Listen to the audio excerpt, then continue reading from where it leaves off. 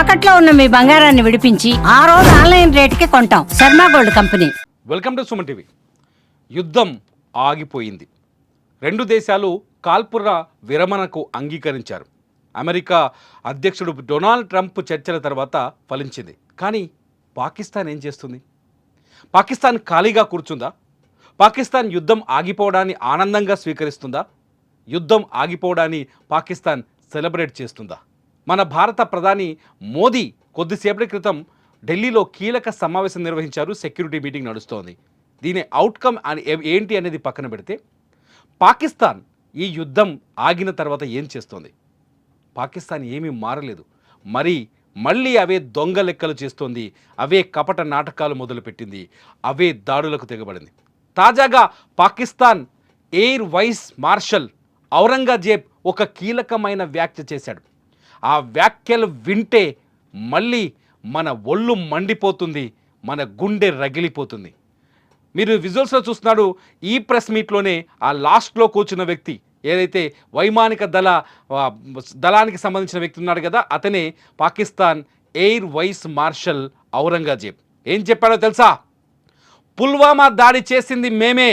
2019లో శ్రీనగర్లో పుల్వామాలో 40 మంది సిఆర్పిఎఫ్ జవాన్లు వెళుతున్న వెహికల్ని ఒక ఉగ్రవాది మరో వెహికల్లో వచ్చి సూసైడ్ బాంబర్ అటాక్ చేశాడు. ఆ అటాక్లో 40 మంది సిఆర్పిఎఫ్ జవాన్లు అక్కడికక్కడే ప్రాణాలు కోల్పోయారు.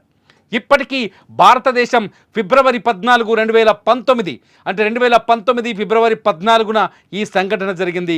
ఇప్పటికీ భారతదేశం ఫిబ్రవరి 14ని బ్లాక్ డేగానే భావిస్తోంది, బ్లాక్ డేగానే పాటిస్తోంది. ఫిబ్రవరి 14ను గుర్తు చేసుకొని ఈ భారత భూమి మీద ఉన్న ప్రతి మనిషి ఇప్పటికీ కన్నీళ్లు కారుస్తున్నాడు. ఓ 40 మంది వీరులారా, మా కోసం మీరు ప్రాణాలు అర్పించారా అంటూ ఇప్పటికీ ఆ బ్లాక్ డేను గుర్తు చేసుకొని కుమిలి రోధిస్తున్నారు. అటువంటి బ్లాక్ డేని సెలబ్రేషన్ డే మాకు అని చెప్తోంది పాకిస్తాన్ ఎయిర్ ఫోర్స్.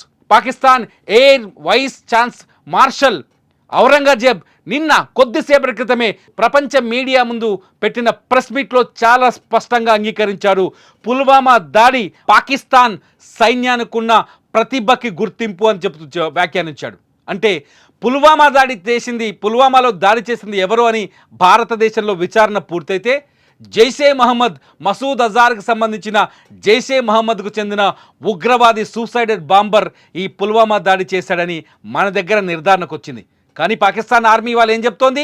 పుల్వామా దాడి చేసింది పాకిస్తాన్ సైన్యం, మా పాకిస్తాన్ సైన్యం ప్రతిభకు గుర్తింపు అని ప్రకటించాడు ఎయిర్ వైస్ మార్షల్ ఔరంగజేబ్. అంటే పాకిస్తాన్లో ఆర్మీ, ఉగ్రవాదులు ఇద్దరు కలిసే పనిచేస్తున్నారు. వాళ్ళిద్దరి లక్ష్యం భారతదేశంలో హింసను సృష్టించడమే.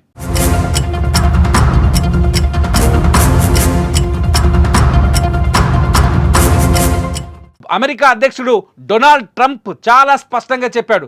2 దేశాలతో మాట్లాడాను, కాల్పుల విరమణకు 2 దేశాలు అంగీకరించాయి, ఇందుకు 2 దేశాలకు శుభాకాంక్షలు తెలియజేస్తున్నానంటూ ఆయన ట్వీట్ చేశారు. 2 దేశ కాల్పుల విరమణ పైన భారతదేశం వెంటనే నిన్న సాయంత్రం 5 గంటలకే నిర్ణయం తీసుకుంది. ఎటువంటి కాల్పుల వైపు వెళ్ళొద్దని నిర్ణయించుకుంది. కానీ పాకిస్తాన్ మళ్ళీ సాయంత్రం 7 గంటలకి మళ్ళీ డ్రోన్లను పంపించింది. యథావిధిగానే భారత సరిహద్దు గ్రామాలపైన దాడులకు ప్రయత్నించింది. పాకిస్తాన్ ఆర్మీ ఇంకా యుద్ధం ఆలోచన నుంచి బయటకు రాలేదు. విచిత్రం ఏంటంటే పాక్ ప్రధాని నిన్న ఒక కీలక ప్రకటన చేశాడు. అమెరికా డొనాల్డ్ ట్రంప్ ప్రకటన తర్వాత యుద్ధంలో పాకిస్తాన్ విజయం సాధించిందంట.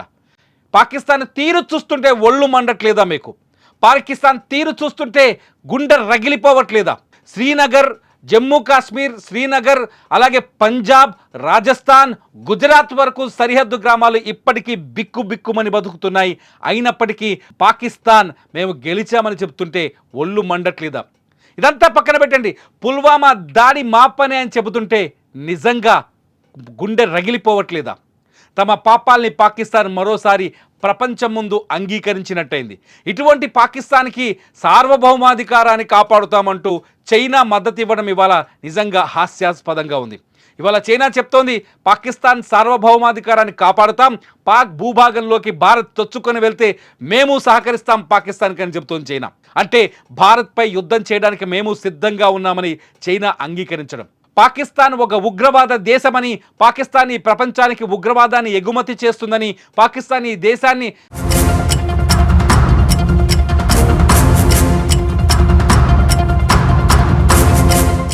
ఈ ప్రపంచాన్ని నాశనం చేయడానికి కంకణం కట్టుకుని ఉందని భారతదేశం ప్రతి వేదిక పైన, ప్రతి ప్రపంచ వేదిక పైన వాదిస్తూ వస్తుంది, ఆ ఆధారాలు చూపిస్తూ వస్తుంది.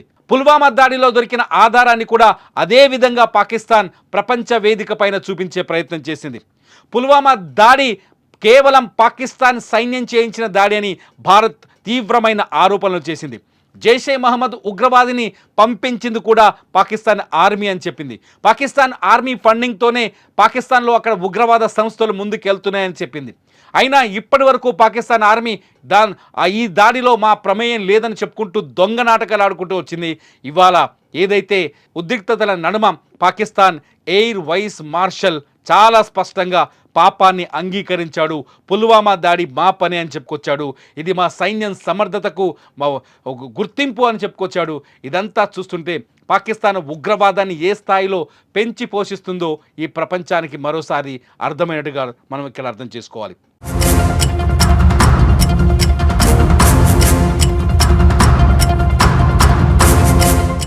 ప్రధాని మోదీ ఇప్పుడు ఏ నిర్ణయం తీసుకుంటాడు, ప్రధాని మోదీ ఇటువంటి పాకిస్తాన్ పైన ఎటువంటి నిర్ణయం తీసుకుంటాడన్నదే ఇప్పుడు చాలా ముఖ్యమైన విషయం.